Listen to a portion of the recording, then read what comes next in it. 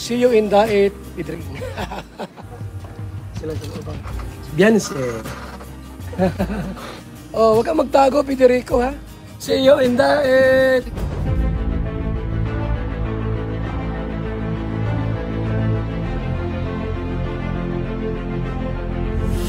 Ayun, shoutout guys, muli po, welcome to my YouTube channel. Ito po si Kuya Julay, ang inyong katugang, ang inyong kalingap na muling babati na naman sa inyo ng magandang araw, magandang gabi, saang sulok man po tayo ng mundo naroon. At sa araw na ito, panibagong vlog po tayo, pero continuation po ito, patungkol po doon sa demanda o kaya yung kasong ihahain po laban kay Federico. Dahil sa inyong kaalaman ho, tuloy na ho, nagpunta na po sa Cybercrime Division, yung opisina po nila. At 3 ho ang magdidemanda o nagdemanda kay Federico. Sino-sino sila? Pag-usapan po natin yan maya-maya ng konti. Pero bago po yun, konting paalala muna si Kuya Julay.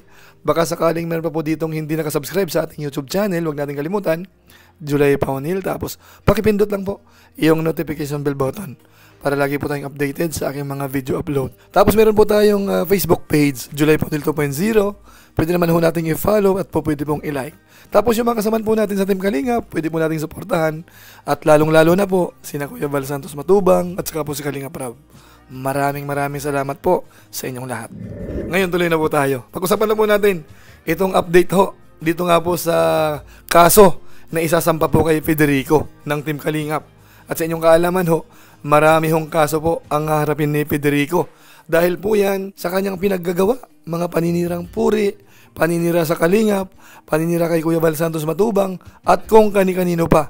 So sa pagkakataon pong ito, alam naman po natin na sobrang tapang ho ni Federico. So makikita po natin ngayon kung hanggang saan ang kanyang tapang.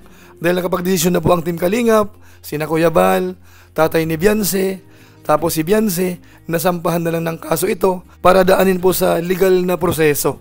Kumbaga ho, ito na po ang pinaka-the best siguro. Kasi nga ho, yung iba, umaabuso naman. So dahil po sa sobra-sobra naman po ang ginagawa ni Federico, hindi na ho natiis ng Kalingap. Kaya siya po ay sasampahan ng kaso. Bagamat alam natin na naghahamon pa po siya. Kumbaga ho, pinapakita yung tapang niya na hindi siya takot kasuhan. Gusto pa nga raw yun para magkita-kita. So tingnan po natin kung gaano siya kaseryoso. Dahil sa inyong kaalaman ho, si Kuya Val Santos Matubang ay nagpunta na po mismo doon po sa opisina ng Cybercrime Division. So panoorin po natin ito. Yan o, cybercrime. See you in Daet, Idring. Sila sa ubang kaibigan. Beyonce. Ano sir? Wala kang kasama rito Wala kang kasama. Ngayon lang po ako duty. Ayan o. See you in Daet, Federico. Yes, pa. Kasi yung ibang dito, kinukuha yung video, tapos ina-upload, sinisiraan yung bata. Oo, yun na nga po na pinakita Oo, sa akin. si Federico yung gumagawa ng ganon. Hindi maganda yung mga comment po. Oo, hindi maganda, kaya naawa ko sa bata Nakawa si Beyonce po, sigurado po. See you in Daet. Federico. Ayan. Mapapicture na ako sa'yo dito sa Daet. Yan ba ang gusto mo, Federico, di ba? Tio Pedring, ikaw ba yan bagang gusto mo, kakasuhan ka, yan kakasuhan ka namin dito, cybercrime. Ano po, pang samantala dito muna nilagay kasi yung munisipyo, yung office, ginagawa pa, yung cybercrime sa Camnorte po, ginagawa. Dito muna pang samantala, itong areang ito, mga kaibigan. So ayan ini-interview na po, mga kaibigan. Oh, wag kang magtago, Federico, Wag kang magtago. Alam mo na kung sinusunod kong kakasuhan dito. Para magtanda. Ay, isa na akong pinto, baka marinig. Yan. Baka marinig yung interview.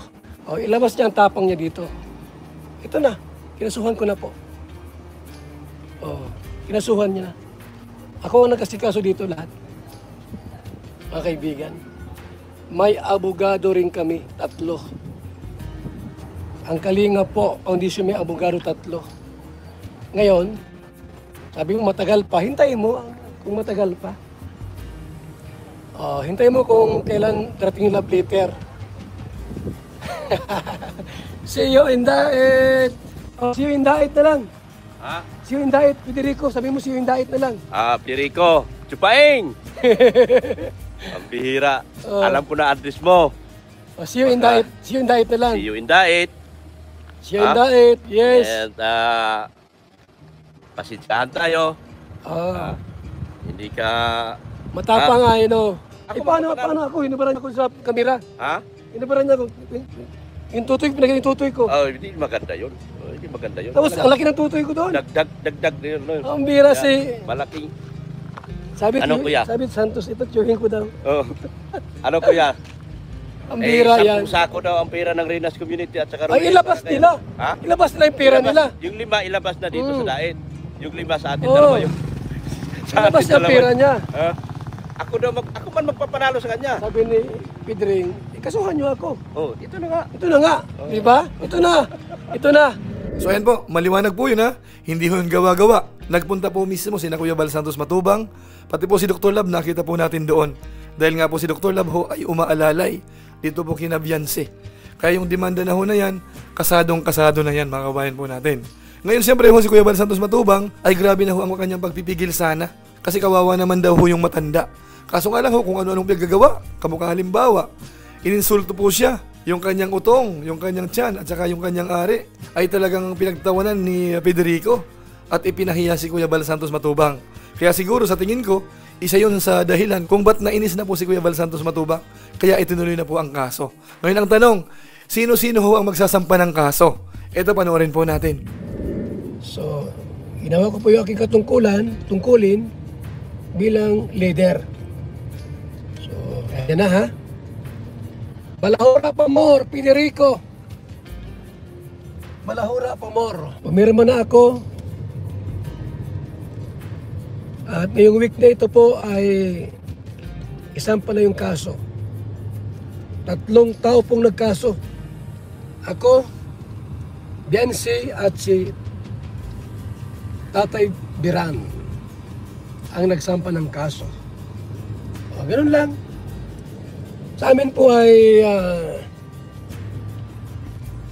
makasuhan at pumunta ng daet. Picture sa daet. So ayun mga kabayan po natin, maliwanag, 3 ho ang nagsampa ho ng kaso. Yung isa ho ay si Kuya Bal Santos Matubang. Pangalawa, yung tatay po ni Beyonce.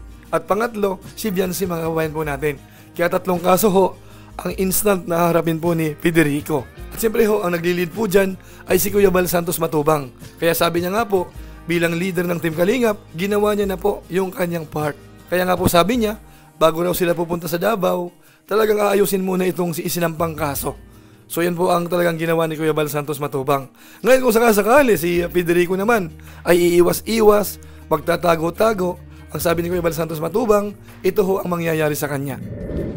Pag di siya umati ng kaso po ng hearing, ay maglabas ng warrant of arrest. Ay ba po, di siya maati ng hearing. Federico, di umati ng hearing. Lalabas ang warrant of arrest para arestuhin, hanapin, saan mo siya magtago? Mga kaibigan. Batas yan eh. Minor de edad, binalahuran niya.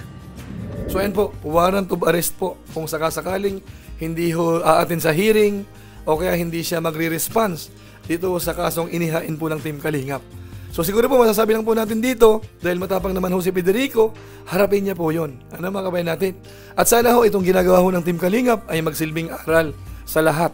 Yung mga nakapaligid po dyan na talagang galit na galit sa Team Kalingap, yung kasiraan po ng Team Kalingap, yung lagi pong tinatapik nila, hindi makita yung mga mabubuting gawa ng Kalingap. So mag-antabay po kayo. Baka kayo na po ang isunod. Hindi naman po sa nananakot. Kaso nga lang ho, nakikita natin, desidido po ang Team Kalingap at nung nakaraan ho, pinangalanan ni Kuya Bal Santos Matubang kung sino-sino po ang isusunod. Alam nyo na po yun. So abangan po natin ang mga susunod pang kabanata, si Federico lalo na, ano kaya ang kanyang magiging response? Talagang magtutuloy ba yung kanyang tapang o medyo makakabado po siya? Malalaman po natin yan sa mga sunod na araw. So maraming salamat po sa inyo. Ilan po muna siguro ang ating mixing reaction video po patungkol po dito kay Federico. yung naghahamon, nakasuhan na lang, ito na nga po yun. So maraming salamat po. Pansamantala, magpapasalamat muna si Kuya July sa lahat po ng mga viewers natin. Lagi pong nanonood sa ating YouTube channel, sa ating Facebook page, lalo na po yung hindi po nag-skip ng ads. Masipag mag-like at saka po nag-share ng ating mga videos. Kaya kung inyo po itong nagustuhan, pwede naman po nating i-share. So maraming salamat po. So muli, ito po si Kuya July, ang inyong katugang, ang inyong kalingap na pansamantalang nagpapaalam po muna. Kita-kita ulit tayo sa mga susunod ko pang vlog. Maraming salamat sa inyong walang sawang pagsuporta po sa ating YouTube channel. Pagpalain nawa ng Diyos, mabuhay tayong lahat. God bless. Bye-bye.